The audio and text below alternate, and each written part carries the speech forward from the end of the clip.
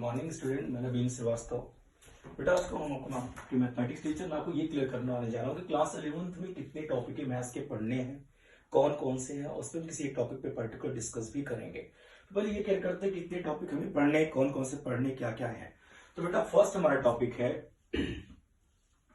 Set, दूसरा हमारा है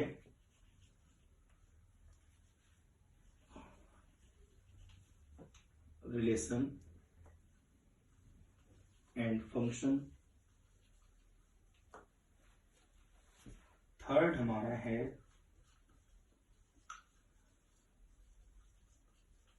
ट्रिग्नोमेट्री फंक्शन। ये काफी इंपॉर्टेंट टॉपिक हमारे लिए होगी सब, ट्रिग्नोमेट्री फंक्शंस। नेक्स्ट हमारा है पीएमआई, जिसका फुल फॉर्म हम पीएमआई जिसका हम full form principle of mathematics inductions कहते हैं। नेक्स्ट हमारा है कॉम्प्लेक्स नंबर। कॉम्प्लेक्स है, इससे हमारे पास कंप्यूटेशंस में जेमेंस एडवांस में मैक्सिमम क्वेश्चंस पूछे जाते हैं। ये काफी इंपॉर्टेंट टॉपिक हमारे लिए होगी। ये complex number, 6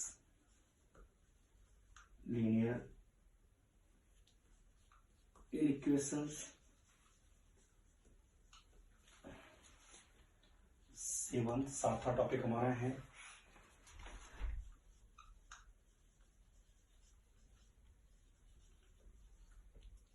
permutation and permutations and combinations। बेटा 8th टॉपिक हमारा है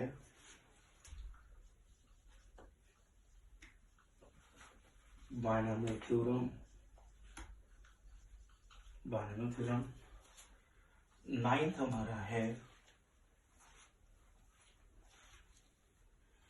सेट रिलेशन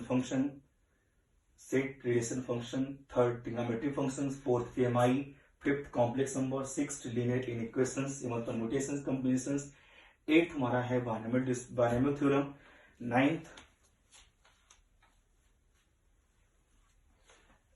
हमारा है यार सीरीज। बेटा 10th हमारा होगा straight line.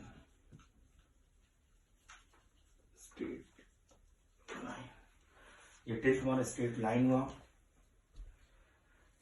10th straight line. 11th हमारा है कोनिक सेक्शन। 11th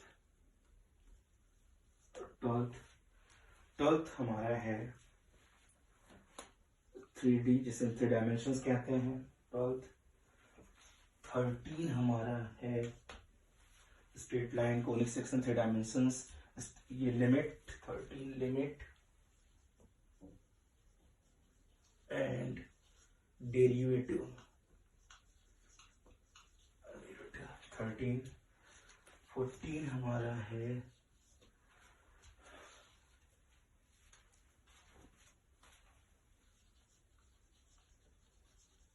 statics. 15 हमारा है प्रोबेबिलिटी।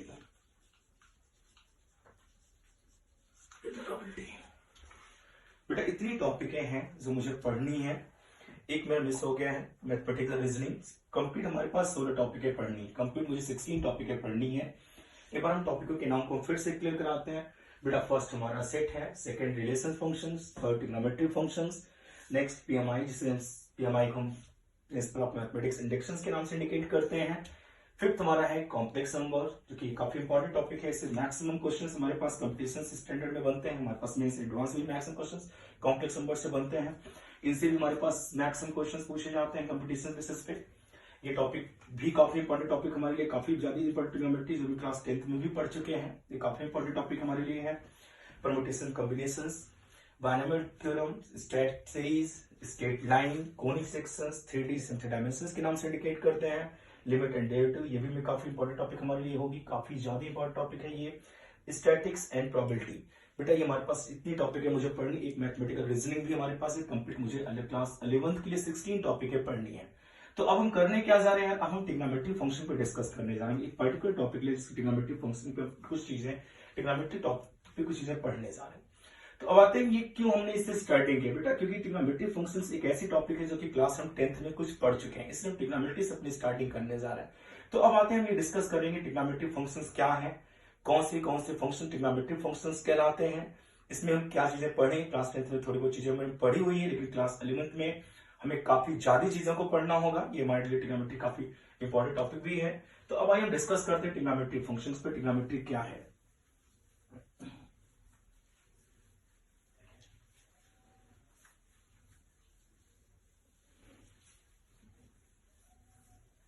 बेटा हम डिस्कस करने जा रहे हैं trigonometry.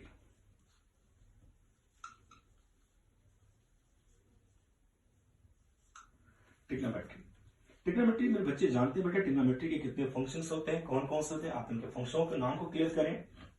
Sign theta, cos theta, tan theta, cosec theta, sec theta and cot theta, ये हमारे पास ट्रिग्नोमेट्री फंक्शंस हैं। हम इन फंक्शन के बारे में जानते हैं, ऐसे रिलेटेड जितने फॉर्मूले वगैरह, कुछ फॉर्मूले वगैरह भी आप क्लास 10th में पढ़ चुके हैं। अब हमें एक्स्ट्रा चीजें पढ़नी है। आते पहले हम डिस्कस करते हैं ये थीटा कैसे। बेटा थीटा हमारे पास एंगल है। अब ये देखिएगा, इसे हम कहते हैं क्या, क्वाड्रेंट कहते हैं। अब तक हमारे बच्चे 0 से 90 तक पढ़ चुके हैं। हम 0 से 90 तक हर एक फंक्शन की वैल्यू जानते हैं। 0 to 90 तक के हर एक ट्रिग्नोमेट्री फंक्शन के रिजल्ट वैल्यू मुझे क्लियर। लेकिन ऐसा नहीं को एंगल 0 से 90 तक होते हैं, नहीं, एंगल एन डिग्रियों तक मेजर होते हैं, एन डिग्रियों तक एंगल लिए जाते हैं। कैसे सर, ये कैसे करें, ये देखिएगा, ये हम 0 से 90 है, फिर ये 0 हुआ, 90 हुआ, ये 180 हुआ। अब ये 180 से लेकर 270 है, और ये 270 से लेकर 360 है। ये कंटिन्यू ये 90 इंक्रीज करते हैं। ये 0 से 90 हुआ, फिर 90 इंक्रीज किया, फिर 90 इंक्रीज किया, फिर 90 इंक्रीज किया। अब ये 360 में फिर 90 इंक्रीज करेगा, फिर 360 में 90 इंक्रीज करेगा। फिर ये कंटिन्यू इंक्रीज करते जाएंगे तो हमारे पास जो एंगल्स होते हैं वो एन डिग्रियों तक मेजर्ड होते हैं। हमने क्लास 10th में 0 to 90 तक पढ़ा हुआ है। हमने 0 to 90 तक क्लास 10th में 0 to 90 तक ये चीजें पढ़ी हुई है। लेकिन आते बेटा अब हम 0 to 90 के हम एन डिग्रियों तक वर्क करेंगे, एन डिग्रियों तक चीजों को सीखने जा रहे हैं। ठीक, आते हैं 0 to 90। इसे हम 0 to 90 डिग्री तक इसे कहते हैं कि हम फर्स्ट क्वाड्रेंट कहते हैं, इसे हम सेकंड क्वाड्रेंट कहते हैं, इन्हें थर्ड क्वाड्रेंट कहते हैं। ये हमारा थर्ड क्वाड्रेंट हुआ, और ये हमारा फोर्थ क्वाड्रेंट हुआ। इन क्वाड्रेंट की कुछ प्रॉपर्टीज होती है इन ट्रिग्नोमेट्री फंक्शनों को लेकर। आते देखते हैं इन क्वाड्रेंट की ट्रिग्नोमेट्री फंक्शनों को लेकर क्या प्रॉपर्टीज अरेंज की गई है। फर्स्ट प्रॉपर्टीज ये होती है बेटा 0 से 90, ये हमारे पास कहते हैं क्या, फर्स्ट क्वाड्रेंट के लिए 0 to 90 तक होती है। और first properties of first quadrant, all functions also positive in first quadrant. अब सर ये all functions also positive in first quadrant कहने का क्या मतलब हुआ बेटा, आप देखे होंगे कि 0 से 90 तक जितने एंगल्स होते हैं उन एंगलों पर अगर इन फंक्शनों की वैल्यू क्लियर देखी जाए तो वो सारी वैल्यू पॉजिटिव देखी गई। इसलिए कहा गया 0 से 90 तक हर फंक्शनों की रिजल्ट कैसी होती है, वो पॉजिटिव रिजल्ट होती है। इसलिए हम कहते हैं कि यहाँ पे ऑल पॉजिटिव कहते हैं, ऑल पॉजिटिव के कहने का मतलब हुआ 0 से 90 तक के बीच हर एक फंक्शनों की रिजल्ट अगर निकाली जाए तो उन पे बनने वाला रिजल्ट वैल्यू एक पॉजिटिव वैल्यू बनेगी। जबकि यहाँ पे सेकंड क्वाड्रेंट, थर्ड और फोर्थ क्वाड्रेंट में ऐसी कंडीशंस नहीं होती, इनमें चीजें बदलती हैं। अब सेकंड क्वाड्रेंट क्या कहता है, सेकंड क्वाड्रेंट कहता है is range is 90 to 180 is a property of second quadrant is a sine and cosec is positive and other function is also negative the second quadrant. Range of the second quadrant is 90 to 180 is the range of the second quadrant is 90 to 180 is properties of the second quadrant, sine and cosine is positive, other function is also negative the second quadrant. ये क्या कह रहे हैं बेटा, 90 से 180 की भी जितने एंगल्स होते हैं इन एंगलों पर अगर हम साइन और कोसिक की वैल्यू देखी जाए तो ये वैल्यू पॉजिटिव बनती है, जबकि हमारे पास और जो रिमेनिंग फंक्शंस होते हैं अगर उनकी वैल्यू देखी जाए तो वो नेगेटिव बनती है। जैसे अगर हम अपने बच्चों से पूछे कि साइन 120 की वैल्यू बतानी है, हमें साइन 120 बताना है, या साइन 91 ले लेते हैं, 91 डिग्री, तो साइन 91 मुझे भी नहीं पता कितना होगा, लेकिन ये पता है कि साइन 91 की वैल्यू जो भी होगी वो एक पॉजिटिव वैल्यू होगी। जबकि अगर साइन और कोसेक के अलावा किसी फंक्शन, साइन और कोसेक के अलावा अगर इन चार फंक्शनों की वैल्यू इनके बीच देखी जाए तो शायद वो कैसी अरेंज होती है, वो निगेटिव अरेंज होगी। अब आते हैं थर्ड की प्रॉपर्टीज क्या, थर्ड की रेंज 180 to 270 होती है। इनकी प्रॉपर्टीज है कि tan and cot is positive, other function is also negative. Properties of third quadrant is range is 180 to 270. इसकी रेंज बेटा 180 से 270 तक होती है। इसकी प्रॉपर्टीज क्या होती है, tan and cot is positive, other function is also negative the second quadrant. इसका मतलब हुआ अगर हम tan 180 से लेकर 270 के बीच tan ऑफ cot की वैल्यू देखें तो वो वैल्यू पॉजिटिव आएगी, और tan ऑफ cot को छोड़ जो हमारे रिमेनिंग फंक्शंस हैं अगर इनकी वैल्यू 180 टू 270 के बीच देखी जाए तो वो नेगेटिव रेंज होती है। इसे कहते हैं क्या, properties of third quadrant. And properties of fourth quadrant, cos and sec positive. Properties of fourth quadrant is range is 270 to 360 is properties। बेटा इसकी प्रॉपर्टीज होती है cos और sec 270 से लेकर 360 के बीच जितने एंगल्स होते हैं उन एंगलों पर जो रिजल्ट cos और sec के रिजल्ट देखे जाएंगे वो पॉजिटिव होंगे, जबकि इन दोनों को छोड़ हमारे पास ये जो रिमेनिंग चार फंक्शंस आते हैं अगर 270 से 360 के बीच इनकी रिजल्ट देखी जाए तो वो रिजल्ट हमारा नेगेटिव होता है। इसे हम कहते हैं क्या, प्रॉपर्टी हमारे पास क्वाड्रेंट की एक, ये हमारे पास रेंज और ये क्वाड्रेंट की प्रॉपर्टीज है। ठीक, अब आते हम डिस्कस ये करेंगे, जैसे आपसे बात करें, देखिए थोड़ा सा एक मिनट, देखिए थोड़ा सा क्या करेंगे बच्चे हमारे, जैसे बेटा हम आपसे बात करेंगे, देखिए तो क्या कहने जा रहे हैं आपसे। जैसे हमारे पास ये 180 देखिएगा, इसे ये 180 डिग्री, अब तक हम डिग्री में वर्क करते थे लेकिन हमारे पास अब हम रेडियन मेजरमेंट भी वर्क करेंगे, इसे डिग्री मेजरमेंट कहते हैं। अब यहाँ पर हम एक नई चीजें सीखने जा रहे हैं, रेडियन मेजरमेंट। किसी भी डिग्री को अगर रेडियन में कन्वर्ट करना हुआ तो उसे करते कैसे, मेरे पास ये 30 डिग्री लिखा हुआ है, हमने कहा इसको रेडियन में चेंज करना है, तो किसी डिग्री मेजरमेंट को अगर रेडियन मेजरमेंट में कन्वर्ट करना है is multiply by of pi by 180।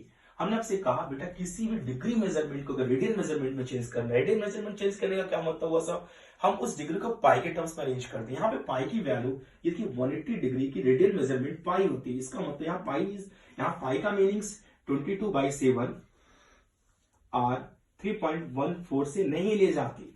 यहाँ पे पाई का मीनिंग्स होता है, पाई कहने का मतलब 180 से है। हम जब ट्रिग्नोमेट्रिक फंक्शन पे वर्क करते हो कहीं मुझे पाई दिखाई पड़े, इसका मतलब पाई की मीनिंग्स 180 से ली जाती है, न कि पाई की मीनिंग्स 22/7 और 3.14 से ली जाती है। तो अब हम आपसे बात करने जा रहे हैं, हम ये डिस्कस करने जा रहे हैं किसी भी डिग्री को रेडियन में चेंज कैसे करते हैं। किसी डिग्री को रेडियन में चेंज करने का मतलब हुआ बेटा उसे पाई के फॉर्म में चेंज कर देना, पाई के टर्म्स में चेंज कर देना, वो रेडियन मेजरमेंट उस डिग्री का वो रेडियन मेजरमेंट कहलाएगा। तो करते कैसे, हम ये देखेंगे करते कैसे। ये देखिए जैसे हमने लिख दिया हमने 30 डिग्री, अब मुझे 30 डिग्री को रेडियन में चेंज करना है, रेडियन में चेंज करने का मतलब हुआ इसे पाई के टर्म्स में चेंज कर देना है। तो पाई के टर्म्स में चेंज करने के लिए क्या करते हैं, इस 30 is multiply by pi by 180, हम इसको से कैंसिल किए, ये 6 आया, अब ये पाई बाई 6 हुआ, तो हम कैसे बोलेंगे pi by 6 is radian measurement of 30 degree. ये जो पाई बाई 6 है वो रेडियन मेजरमेंट है, किसका रेडियन मेजरमेंट है, 30 डिग्री का। तो ये मुझे समझ में आया किसी भी डिग्री को रेडियन में मेजर करना है तो उसे हम करते क्या, पाई बाई 180 से मल्टीप्लाई करते हैं। एक एग्जांपल हम और लें, जैसे हमने कहा बेटा लिख दिया 45 डिग्री, हमने कहा चलिए रेडियन, अब मुझे रेडियन में चेंज करना है, इसका मतलब हुआ 45 is multiply by pi by 180, आपने इसको से कैंसिल किया, ये आया 4, तो आपने कहा सर इस पाई बाई 4, अब ये पाई बाई 4 क्या है, pi by 4 radian measurement of 45 degree, ये इसका रेडियन मेजरमेंट है, हम कह सकते हैं pi by 4 is radian measurement of 45 degree.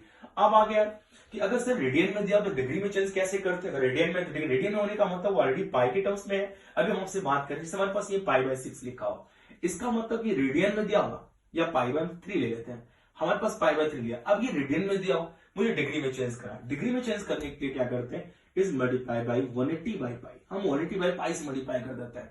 अब ये pi by 3 is multiply by of 180 by pi, बेटा ये पाई से पाई कटा, अब अगर इसे काटेंगे तो ये हमारा हुआ 60 डिग्री, इसका मतलब वो हम कह सकते हैं pi by 3 sir radian measurement है किसका, 60 डिग्री का, पाई बाई 3 रेडियन मेजरमेंट है किसका, 60 डिग्री का। ये मुझे समझ में आ गया कि किसी डिग्री को रेडियन या रेडियन को डिग्री में कन्वर्ट कैसे करते हैं। अब आते हैं क्वाड्रेंट पे, थोड़ी सी चीजों को केयर करेंगे, जैसे भी हम बात करें बच्चों से, हमने आपसे बताया कि क्वाड्रेंट की ये कंडीशंस हमारे पास है, ये 0 से कितनी है 90 है, ये 90 से कितनी है 180 है, 180 से कितनी है 270, और बेटा 270 से लेकर 360 क्या है, 0 का रेडियन तो 0 ही होगा, 90 का रेडियन इस पाई by 2, pi by 2 radian measurement of 90 degree, 90 का रेडियन आपने कहा सर पाई बाई 2, बेटा 180 का रेडियन पाई, 180 का रेडियन पाई, इसका रेडियन 3 पाई बाई 2, इसका भी वही चीज 3 पाई बाई 2 सेम चीज है,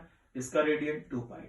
तो अब ये क्या लिखा हुआ है, ये हमारे पास pi by 2 radian measurement of 90 degree, 90 का measurement pi radian value of 180 degree, 3 pi by 2 is radian value of 270 degree, और 2 pi is radian measurement of 360 degree. तो अब हमने ये भी सीख लिया कि सब किसी भी डिग्री को रेडियन में कैसे कन्वर्ट करते हैं, डिग्री को रेडियन में चेंज करना, डिग्री को रेडियन में चेंज करना या रेडियन को डिग्री में चेंज करना, इतनी चीजों को हम क्लियर कर लिया। अब इसमें कुछ क्वेश्चन भी करेंगे, जैसे हम अपने बच्चों से बोले, जैसे बेटा ये देखते हैं,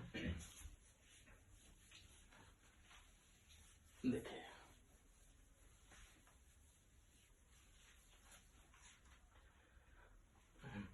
हमने आपसे कहा इफ साइन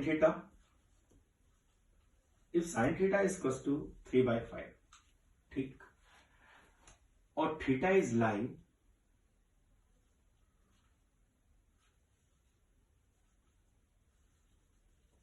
अब इसको देखते हैं ये क्या कह रहा है। अब ये क्या है पहले इसको समझते हैं, फिर क्वेश्चन को आगे और कंटिन्यू करेंगे। If sine theta is equal to 3/5 and theta is line, ये कह रहा है थीटा इज 90 और ग्रेटर देन 90, 180 और लेस देन 180, इसका मतलब हुआ थीटा कहां पे रन कर रहे हैं, थीटा 90 और 180। अब ये जो थीटा है सिर्फ वो 90 है, 90 से बड़ा, 180 180 से छोटा है, इसका मतलब हुआ हम किस क्वाड्रेंट पे काम कर रहे हैं, हम सेकंड क्वाड्रेंट पे काम कर रहे हैं। अब सेकंड क्वाड्रेंट पे काम करने का क्या मतलब हुआ sir, properties of second quadrant क्या कहते हैं, हम sine and cosec is positive, other functions also negative second quadrant.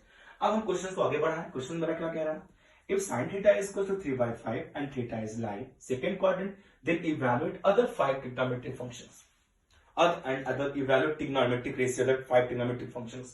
तो अब आते हैं कौन कौन से फंक्शंस हमारे पास बच गए हैं।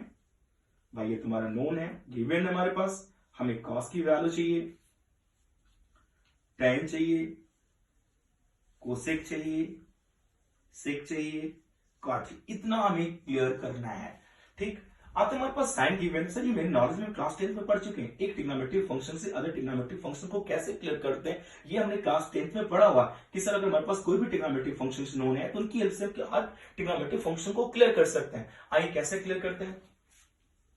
Sine theta is equal to 3/5, आपने कहा sine is a perpendicular hypotenuse, बेटा हमने इनकी हेल्प से कैलकुलेट किया, बेसिस 4। अब आइए, अब आप क्या कह रहे हैं सुनिए, अगर हम अदर फंक्शनों को क्लियर करना चाहें, आपने कहा से cos theta 4/5, tan theta 3/4, cosec theta 5/3, sec theta 5/4, cot theta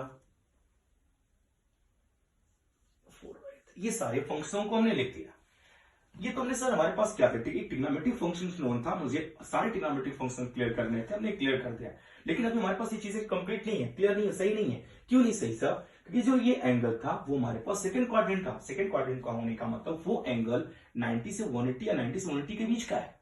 वो एंगल 90 to 180 या 90 से 180 के बीच का एंगल, और 90 से 180 90 से 180 या 90 से 180 के बीच का होने का मतलब हुआ ये जो हमारे पास एंगल्स दिया हुआ है इनके लिए ये सिर्फ साइन और कोसेक के ही रिजल्ट पॉजिटिव हो सकते हैं। इसका मतलब हुआ जो कॉस की वैल्यू जो भी आ रही है वो नेगेटिव आएगी, टेन भी हमारा नेगेटिव आएगा, कोसेक तो पॉजिटिव आएगा क्योंकि सेकंड क्वाड्रेंट में साइन और कोसेक की वैल्यू तो पॉजिटिव ले जाती है, ये भी हमारे पास नेगेटिव आएंगे, ये भी हमारे पास नेगेटिव। अब ये हमारे पास हुआ कि सर अगर हमारे पास सेकंड क्वाड्रेंट की बात कर रहे हैं तो इसका मतलब हम सारे फंक्शन को कैलकुलेट करेंगे, कैलकुलेट करने के बाद हम देखेंगे साइन और कोसेक हमारे पास सेकंड क्वाड्रेंट पॉजिटिव, तब साइन और कोसेक को पॉजिटिव रखेंगे, अदर फंक्शन को क्या करेंगे हम नेगेटिव कर देंगे, हम नेगेटिव साइन को अरेंज कर देंगे। चीजें हमारी आपको समझ में आ चुकी होगी।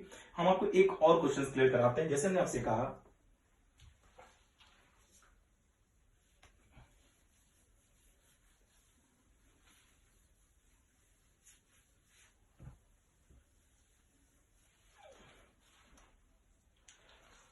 if tan theta is equals to 3/4, ठीक।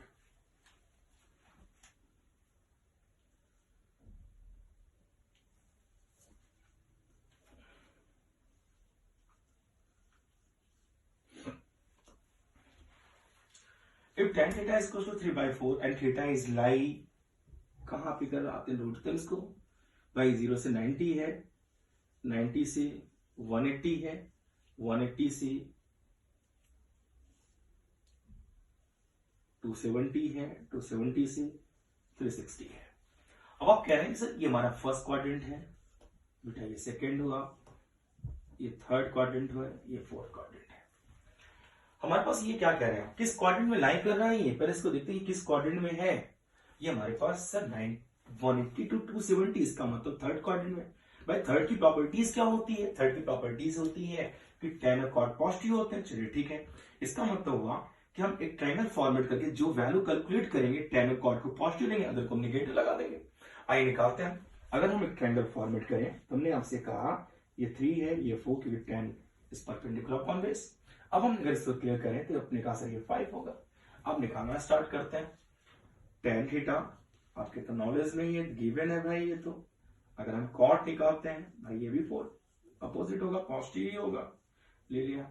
अगर हम sin थीटा निकालें, आपने कहा sir sin is perpendicular upon hypotenuse, ठीक है ले तो लिया। लेकिन ये जो एंगल है 180 से लेकर 270 तक है, और 180 से 270 तक सिर्फ tan और cot ही पॉजिटिव होते हैं, अदर फंक्शन नेगेटिव रहते हैं, इसलिए हम इसको माइनस लगा देंगे। हम कोसेक पे बात करें, -5/3 बाई साइन का अपोजिट कर दिया, कोसेक क्लियर हो गया। अब हम अगर कॉस की बात करें, आपने कहा सर बेस अपॉन हाइपोटेनस होता है, बेस अपॉन हाइपोटेनस कहने का मतलब हुआ 4/5। बेटा ये भी तो हमारे पास 180 थर्ड में जा रहा है, ये भी तो नेगेटिव होंगे। अब हम सेक पे बात करें तो इसका अपोजिट कर देना है। ये चीज है हमारी समझ से, मेरी बच्चों की चीजें समझ में आ चुकी होगी। ये हमारे ट्रिग्नोमेट्री की पहली एक्सरसाइज हमने आपको कंप्लीट दिया है। अब हम इस पे कुछ वर्क भी आपको देंगे जो आपको मुझे करके उसके पिक्चर सेंड करने होंगे। Okay, thank you.